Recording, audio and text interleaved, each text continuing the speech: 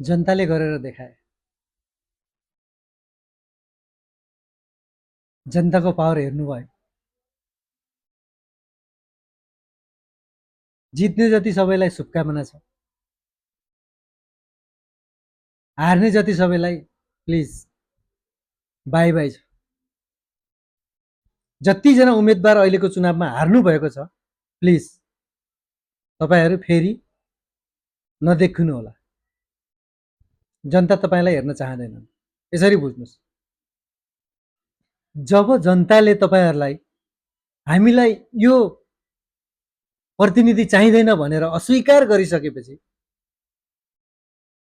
फेरि आउने चुनावमा म योभन्दा राम्रो कोसिस गर्नेछु के बोल्या त्यो?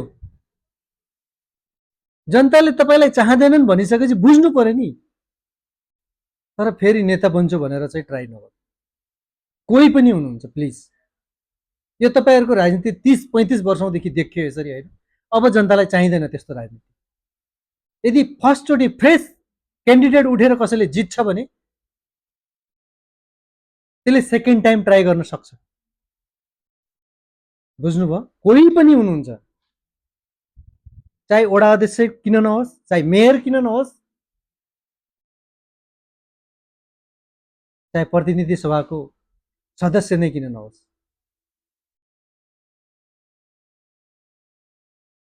र 2वटा कार्यकाल गरिसकेपछि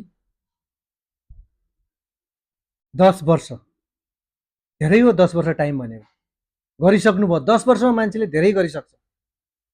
2वटा भन्दा बढी कार्यकाल ट्राई नगर्नु होला।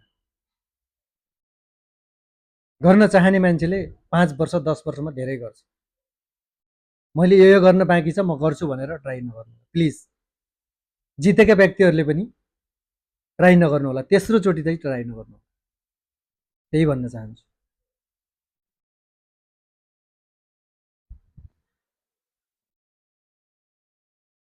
जय घन्टी।